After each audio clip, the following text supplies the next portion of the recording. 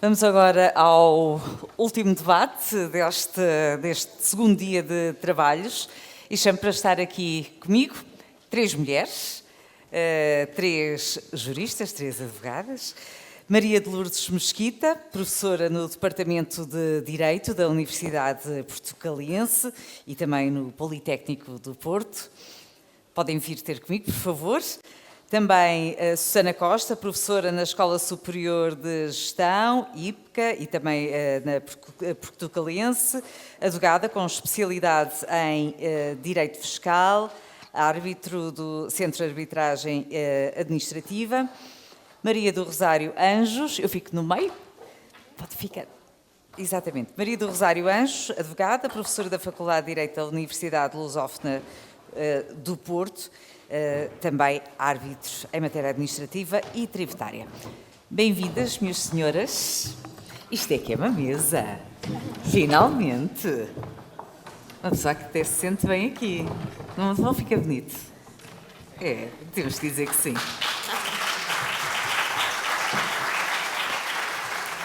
E não é preciso cotas? Claro que não. De todo, de todo. Vamos começar então por falar. Maria de Lourdes, vou começar por si. Estamos aqui nesta mesa a falar sobre os solicitadores e o mandato na arbitragem tributária.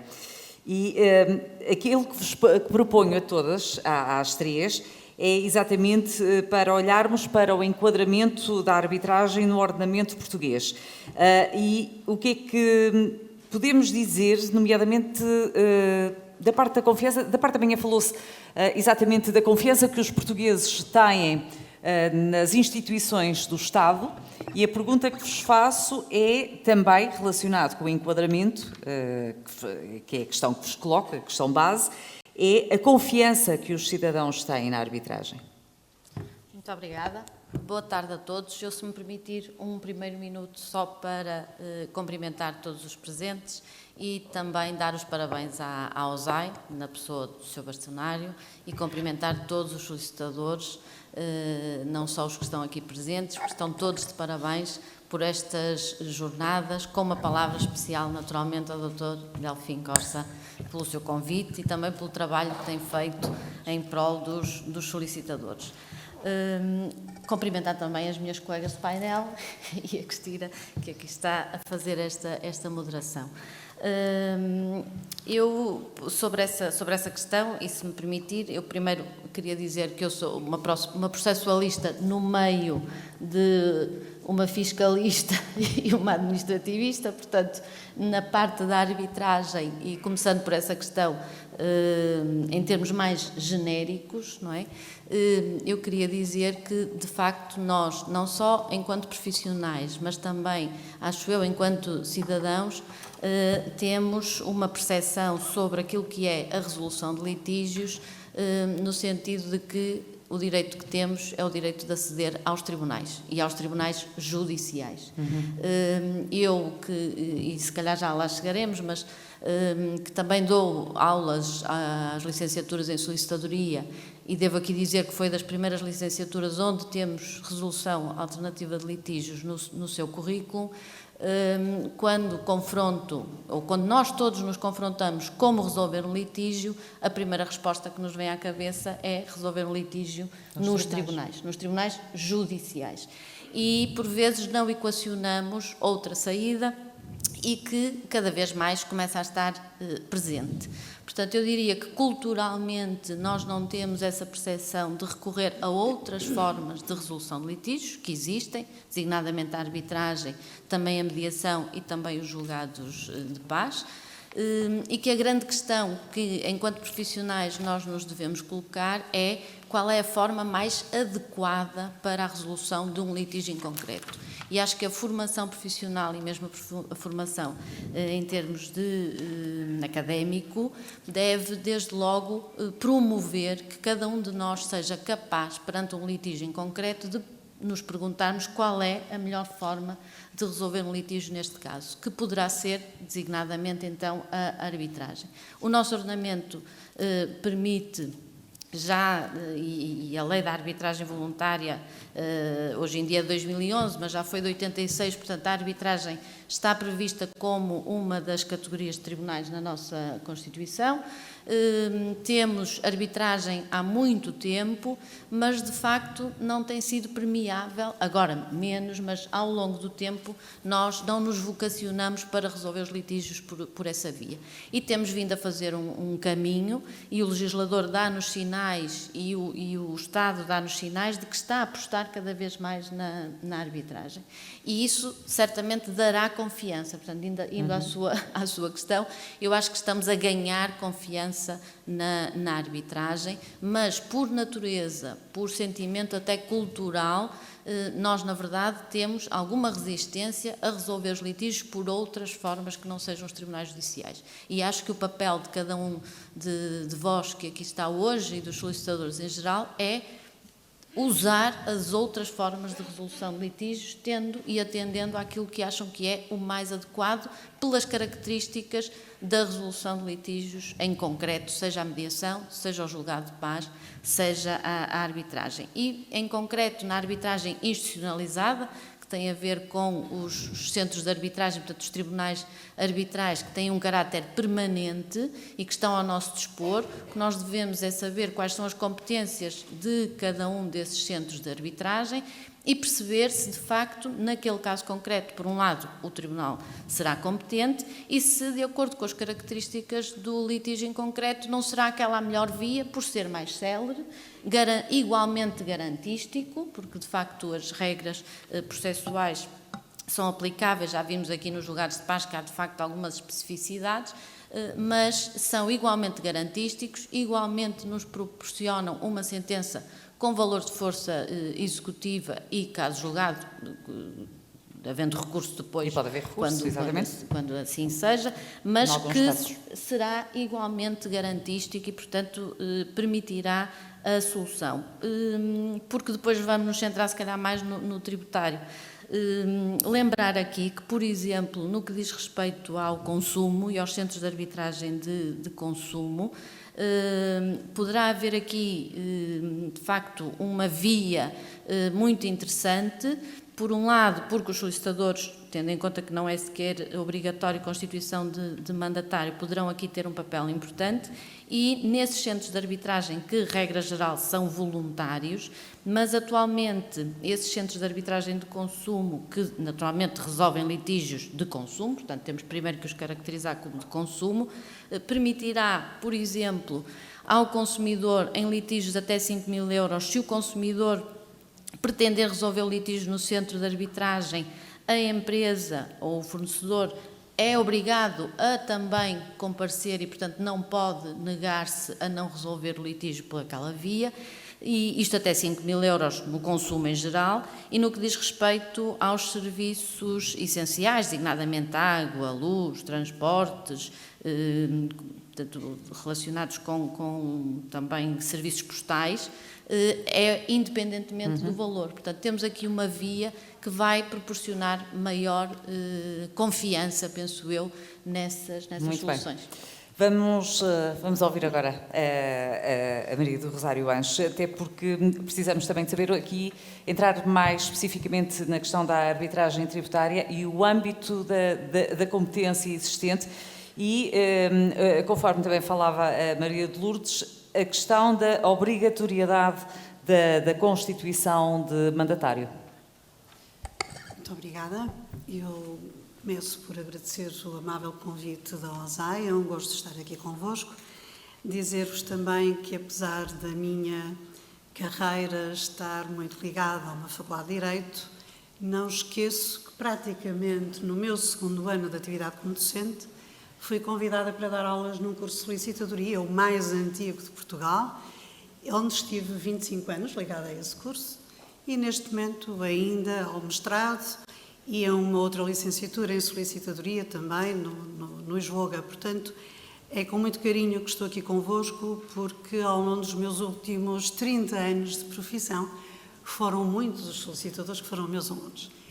E dizer também que é uma das profissões dentro do mundo jurídico que mais lutou pelo seu espaço, pelo seu lugar, e verifico que com muito sucesso, porque de facto a OSAI tem feito uma caminhada difícil, mas uma caminhada muito bem sucedida na afirmação da profissão e na conquista das áreas em que podem intervir. Dito isto, mergulhando agora um bocadinho mais na arbitragem administrativa e tributária, eu sou também juiz-árbitro em matéria tributária primeiro, administrativa depois, apesar do facto da minha formação ser muito nas duas áreas. Porquê? Porque em 2010, com a publicação do REJAT e com a introdução da possibilidade de recurso à arbitragem tributária, creio que devo ter sido das primeiras a manifestar uma candidatura espontânea ao CAD para integrar o painel de árbitros.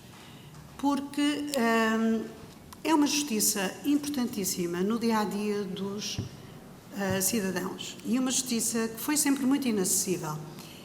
Por vezes, a crítica fácil é dizer que os nossos tribunais não decidem, os nossos tribunais demoram muito. É preciso perceber a justiça, é preciso perceber que a justiça tem os seus tempos, é preciso perceber que a justiça precisa de meios e é preciso perceber que Portugal passou décadas num regime de ditadura onde os cidadãos tinham medo de enfrentar o Estado em qualquer litígio que tivesse natureza administrativa ou tributária. E, portanto, quando chegamos à democracia, os tribunais que decidiam este tipo de litígios eram tribunais muito limitados fisicamente em termos de espaço, era uma magistratura mais pequena, com menos profissionais, juízes que começaram a ficar assoberbados de processos. Porquê? Porque o cidadão descobriu que, afinal, pode lutar pelos seus direitos.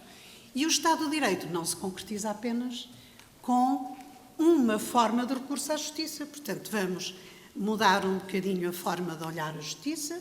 Os tribunais judiciais têm o seu papel e é um papel importantíssimo, mas num contexto de uma sociedade em que as pessoas de facto perceberam o que é o Estado de Direito, perceberam que podem lutar pelos seus direitos, não chegam.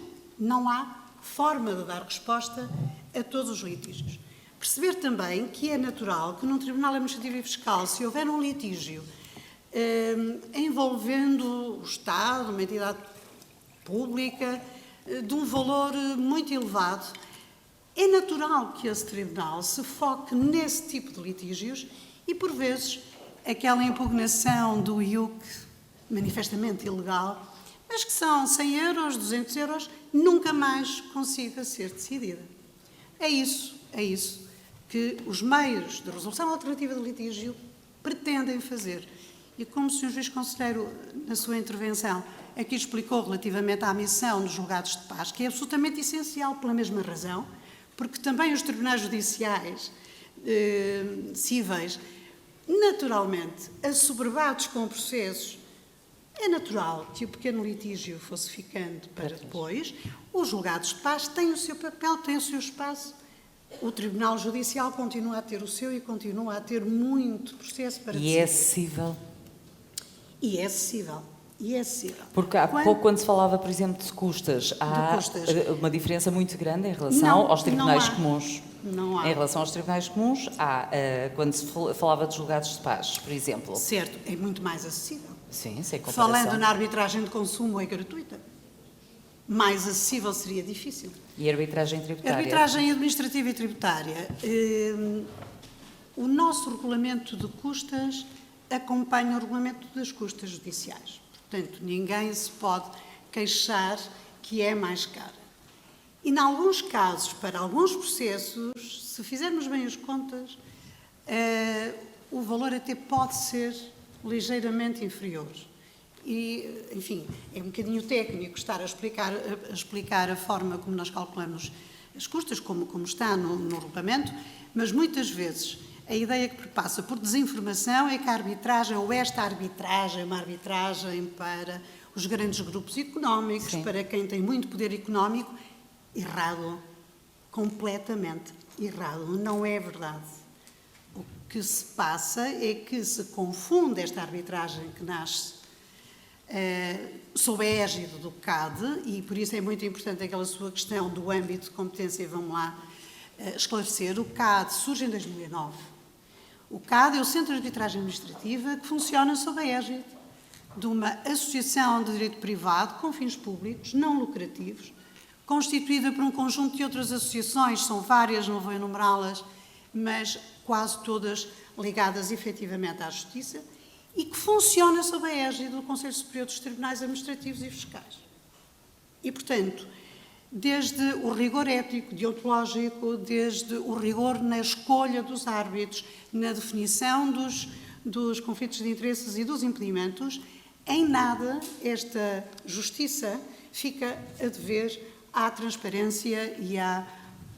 Já lá vamos em relação aos impedimentos. Eu gostava que entrássemos em relação a... Essa questão é fundamental. Já lá vamos. Em relação à competência. Em relação à competência, os tribunais arbitrais, que funcionam sob a égide do CAD, porque há outros tribunais arbitrais, vamos só falar deste, e que é uma justiça que eu diria pública, porque estamos sobre, como disse, o controle quer do Conselho Superior, quer do próprio Ministério da Justiça, e, portanto, não tem que haver aqui nenhum tipo de suspeição relativamente ao que se faz e às decisões que são preferidas.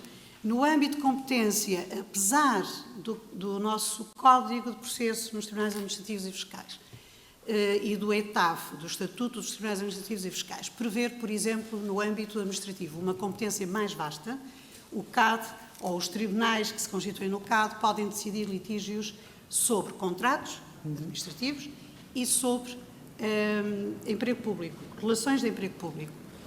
E, de facto, tem sido um recurso muito frequente por parte de trabalhadores que exercem funções públicas, como antigamente se designavam funcionários públicos, às vezes em pequenas questões, pequenos suplementos remuneratórios, mas que são questões importantíssimas para a vida deles e que nós decidimos.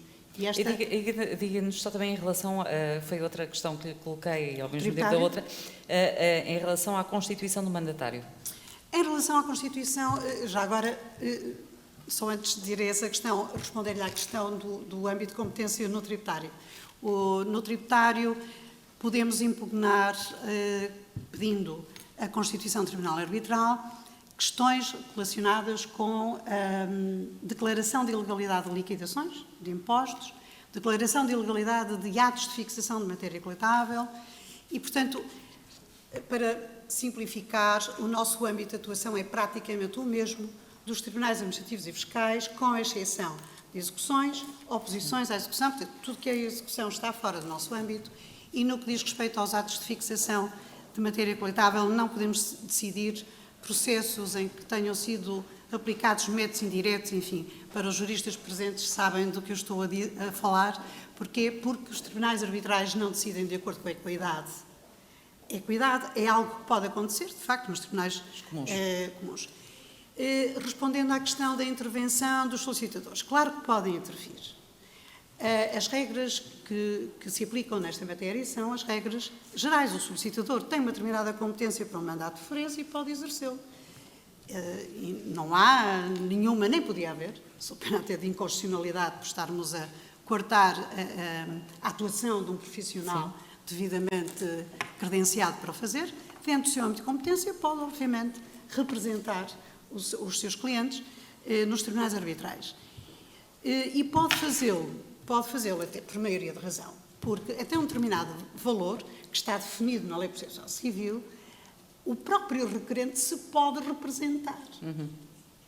Quando ultrapassa esse valor, está obrigado a constituir mandatário. Portanto, até por este argumento, não há razão alguma para se concluir que um solicitador não possa patrocinar processos no CAD. Vamos ouvir a Susana Costa, nomeadamente, e desafio-a para nos dar temas arbitrais, queremos casos concretos. Muito bem. Antes de mais, boa tarde. É um gosto sempre colaborar com a Ordem dos Solicitadores e estar aqui neste fórum. E então, eu, digamos assim, começaria por dizer que é estranho haver tão poucos solicitadores na arbitragem tributária.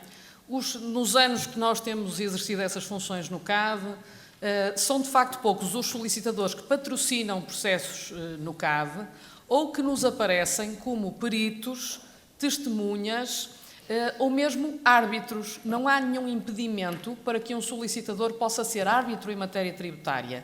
Então, por que é que não temos lá 50 árbitros solicitadores a tratar de assuntos como imposto de selo, IMT, mais-valias de não residentes, residentes não habituais, que são matérias que os senhores no dia-a-dia tratam nos vossos escritórios muitas vezes melhor do que muitos advogados. Portanto, primeira tomada de posição, devia haver mais solicitadores árbitros, não há nenhum impedimento legal, a lei fala em juristas com comprovada experiência profissional e devíamos ter muito mais solicitadores a atuar como árbitros em matéria tributária. Segundo ponto. Bom, quanto ao solicitador como mandatário, temos esta limitação dos 5.000 euros e não devíamos ter. Portanto, mais uma vez, os licenciados em solicitadoria podem ser representantes da Fazenda em qualquer tribunal tributário. Porquê é que não podem ser representantes das partes em qualquer tribunal tributário, seja qual for o valor? Vejamos. No CAD há processos interessantíssimos, por exemplo, sobre, já falei de alguns, a temática das mais-valias imobiliárias dos não-residentes. Neste momento, quem vendeu casas nos últimos anos e foi tributado com regras discriminatórias, no CAD tem uma estatística transparente, disponível, consultável, a dizer que aqueles processos de facto podem ser anulados e as liquidações podem ser anuladas. Portanto, neste tipo de matérias, há aqui muita intervenção possível para um solicitador. As questões da prova da residência. Vejam isto, os processos arbitrais são processos em que não há recurso da matéria de facto. Portanto, nos processos, a prova é documental, às vezes é testemunhal, mas quase todos os processos arbitrais são processos em que a prova não é controversa.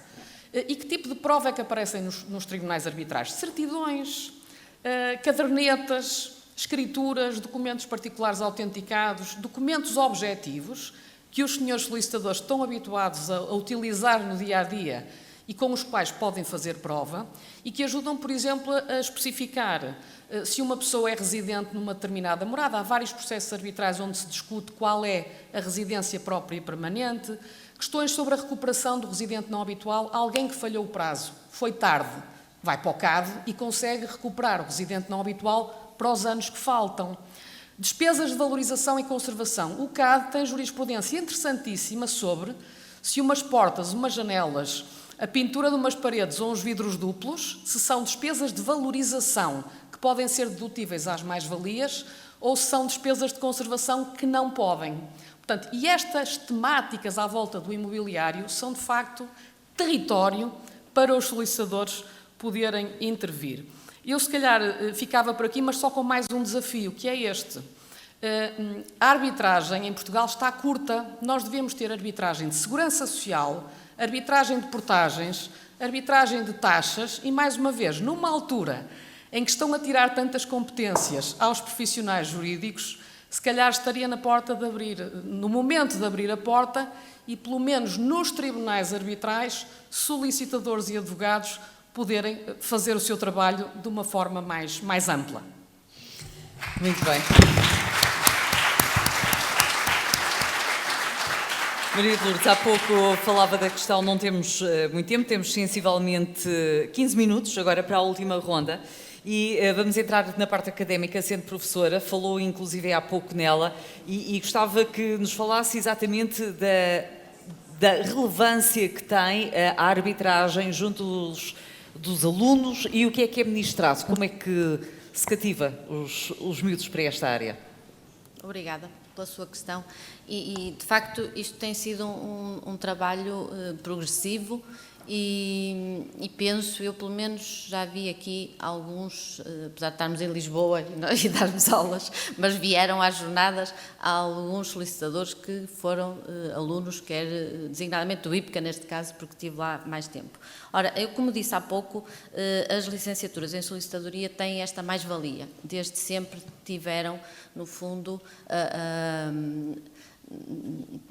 foram pioneiros, não é? Na cativação dos alunos para os meios de resolução alternativa de litígios. Isso faz parte do plano curricular e, como disse, leciono essa disciplina, embora existe aqui, às vezes, um problema de localização dessa unidade curricular, porque nos cursos em que isso acontece no fim torna-se mais fácil, quando acontece no início, logo no primeiro ano da licenciatura, torna-se um bocadinho mais difícil de os embrenhar nestas questões, porque elas envolvem questões processuais, é só por essa razão. Mas enquanto formação, eu, nessa medida, não tenho dúvidas de que os solicitadores, quando são formados, saem com uma formação, do ponto de vista da resolução de litígios, ampla. Ou seja, eles já não sabem que há apenas os tribunais e isso parece muitíssimo relevante.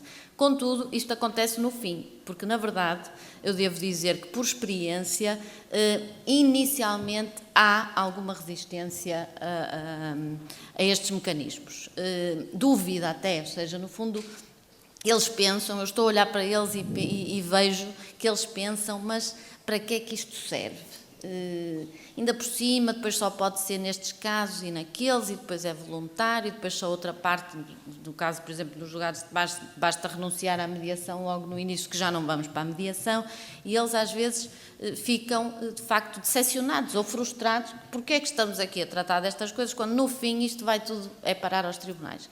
Mas depois, com um trabalho, como digo, progressivo, vamos interiorizando. Portanto, é aquela expressão muito comum, não é? Primeiro estranha-se, depois entranha-se. E eu acho que no fim, e depois encontro alguns já licenciados em que, olha, ainda bem que, de facto, eu sabia que havia outras formas de resolver o litígio e, portanto, já tenho utilizado. Claro que nós, na licenciatura, e eu em concreto, nós damos, além da parte geral, mas damos a fundo, quer julgados de paz, quer arbitragem, quer mediação. Claro que a arbitragem tem uma abrangência tão grande que nós não conseguimos, de facto, tratar todo o tipo de arbitragem, mas aquela em que, no fundo, são mais vocacionados, tratamos. Devo dizer que, de facto, a tributária não é daquelas que nós, nas licenciaturas, tratamos, portanto, se calhar depois, do ponto de vista da ordem, seriam bons caminhos criar ali áreas mais especializadas, mas devo dizer que o problema, por exemplo, no caso dos julgados de paz, é de facto a competência e territorialidade e o facto de não termos uma rede, o que se deve, no fundo, a questões também financeiras, não é? Eles dizerem bem, mas de facto, às vezes, no caso concreto, não dá, porque não há nenhum julgado de paz competente para aquele litígio em concreto e esse é um problema que, no fundo, penso eu e espero eu que a curto prazo se comecem a instalar mais julgados de paz, que são muito bem-vindos e têm muita utilidade na resolução de litígios. Obrigada. Muito bem. E agora falamos das tais incompatibilidades. A tal transparência que é sempre necessária e, por vezes, gera tantas dúvidas nos cidadãos. Uma grande sociedade de advogados, com tantos processos em mãos, como é que acontece, por exemplo, poderá ter ali um árbitro num centro de arbitragem tributária? O que é que acontece? Então vamos pelo princípio regra. Quem é que pode ser árbitro em matéria administrativa ou tributária? Tem que ser jurista, como já explicou muito bem a doutora Susana. Tem naturalmente que revelar, para além disso, ter uma experiência acrescida nas áreas a que concorre. Porque a justiça administrativa é complexa, a justiça tributária tão complexa ou mais. E nós temos, de facto, cada vez mais, uma formação pós-licenciatura e temos também a carreira profissional daqueles que revelam ter competências especializadas para poderem ser juiz-árbitros. Depois, temos um problema, que é, efetivamente, saber como garantir a tal transparência e a isenção do juiz-árbitro quando se confundam na mesma pessoa duas qualidades, a de advogado e a de juiz-árbitro. Pois bem, o nosso código deontológico é claríssimo, nenhum advogado que tenha processos, enquanto advogado, tenha, portanto, patrocinado processo ou que esteja a patrocinar processos no Centro de Arbitragem Administrativa, pode continuar como árbitro. O que sucede é que, de facto, estão na lista de árbitros, mas ficam indisponíveis. No início, portanto, em 2010, quando avançou a tributária, porque a administrativa já tinha avançado antes, desde 2009, o advogado ficava indisponível por 2 anos e depois podia voltar a julgar. Neste momento já nem isso pode. Não? Não pode. O que sucede também é que realmente constam da lista, até porque é prestigiante estar naquela lista, na prática não podem julgar porque estão impedidos. E aqui é importante perceber uma coisa, é que a autoridade tributária tem um papel determinante na justiça tributária. São exímios nesse controle. Não escapa à autoridade tributária. E, portanto, quando num coletivo ou até numa nomeação para um juiz singular aparece um advogado que, por qualquer relação, essa é evidente, não é? Pois se faz parte de uma grande sociedade de advogados e se Não pode. também patrocina, obviamente não pode, e, portanto, acho até que neste momento esses casos não sucedem, porque há já uma consciencialização de que não pode, mas a autoridade tributária já levantou incidentes por questões como, por exemplo, um dos juízes árbitros ter sido 15 anos antes estagiário de uma dessas advogadas, de uma dessas sociedades de advogados que patrocinava o processo. E realmente, enfim, teve que sair do coletivo e ser substituído por outro. A lista de impedimentos tem essencialmente a ver com a conexão eventual com a parte, com qualquer uma das partes. Também poderia dar-se o caso do impedimento surgir até do lado da defesa do crédito do Estado, embora aí seja um bocadinho mais difícil, mas é preciso perceber uma coisa. Quando se diz, bom, se é advogado, haverá aqui alguma suspeição pelo facto de ter sido advogado ou ser advogado e também ser juiz-árbitro. Vamos ver, na lista de árbitros tributários há muitas pessoas com excelentes currículos que passaram pela autoridade tributária durante anos, onde desempenharam funções de elevado mérito público em representação dos interesses da autoridade tributária e que são juízes árbitros e que não os vamos considerar impedidos por isso. Claro. Mas, da mesma forma, para não usarmos 2 pesos, 2 medidas, dir-se-ia, bom, mas se desempenhou esta função, perdoa não nomear as funções, porque é que agora aparece aqui como juiz-árbitro? Se aparece num coletivo, vai decidir a favor do Estado. Quer dizer, também era legítimo pensar que o requerente pudesse ter esta desconfiança, esta percepção. Eu devo dizer que já integrei coletivos, e Susana também, certamente, com pessoas que noutros tempos, às vezes dizemos noutra vida, estavam do lado da autoridade tributária ou do Estado, e também com alguns colegas de algumas dessas sociedades que, entretanto, foram ficando cada vez mais impedidos. E nunca tivemos, eu pessoalmente nunca tive nenhum incidente em que pudesse apontar alguma falta de isenção ao advogado. Nós sabemos separar bem as coisas, certo? Vou terminar com a Susana, o tempo passa muito depressa. Pedindo-lhe uma nota final quanto aos desafios que se colocam não só na arbitragem tributária, administrativa e tributária, mas como para os solicitadores. Muito bem, eu se calhar voltaria um bocadinho às ideias que já vos deixei aqui, mas dizendo que neste momento há um desafio imediato que é a passagem de processos dos tribunais administrativos para o CAD. Já houve 2 momentos históricos em que foi possível passar processos parados dos tribunais administrativos para o CAD. Vem aí mais um. O primeiro não correu bem porque as pessoas tinham muito medo, não sabiam o que era arbitragem tributária. O segundo foi mais recente e foram muito poucos os processos que migraram de uns tribunais para os outros, se calhar porque tem sempre custos de um ponto de vista de taxas de justiça. E agora vem aí mais uma janela. Portanto, nós como solicitadores e advogados temos que olhar para a proposta de Orçamento de Estado para 2024 e ver se vamos a jogo. Se temos um processo encalhado, como eu tenho muitos, há 15 anos, num TAF com inquirição feita, isso para os clientes, de facto, está na altura de sair de uma porta e entrar na outra. É claro que muitas vezes não fazemos isto quando a prova já está toda feita. Agora, imaginem que é uma situação em que há muita jurisprudência arbitral favorável aos contribuintes. Vale a pena ir a jogo, porque em 4 meses A média de decisão arbitral são 4 meses. Em 4 meses ficamos com o assunto resolvido. Portanto, isto é um primeiro desafio imediato. Proposta de Orçamento de Estado para 2024. Vai haver migração. Vamos a jogo ou não vamos a jogo?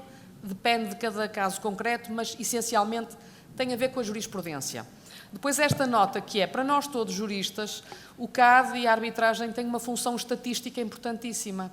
Nós podemos ir ao site do CAD e ao site da Direito em Dia e ver qual é a percentagem de êxito de determinados processos. Só um exemplo muito concreto. Coeficientes de regime simplificado, 0,35 ou 0,75. Eu, se for para a base de dados, vejo que os árbitros desportivos, a jurisprudência favorável é para os 0,35. As cabeleireiras e cabeleireiros, a jurisprudência é desfavorável. Para os administradores judiciais, está ali a meio. Há decisões nos dois sentidos. Portanto, eu quando vou a jogo já conheço a estatística. E quando tivermos a jurisprudência da primeira instância dos TAFs publicada, vamos poder fazer o mesmo com os tribunais de primeira instância. Portanto, mas isto para dizer o quê?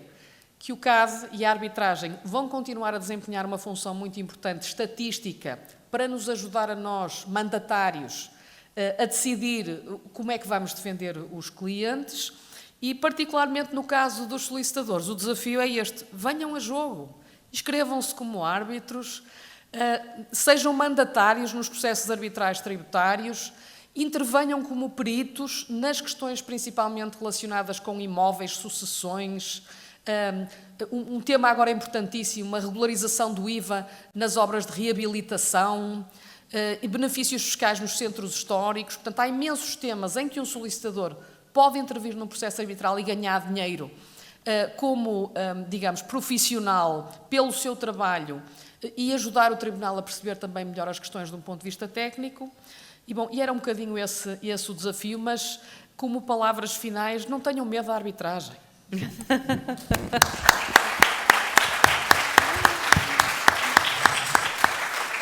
E com este desafio, sim. Porque há aqui um aspecto também muito importante, não é? Pegando aqui nesta última análise que a doutora Susana fez, é que a nossa arbitragem, esta daqui que falamos hoje, é pública. Sim. Todas as sentenças são conhecidas.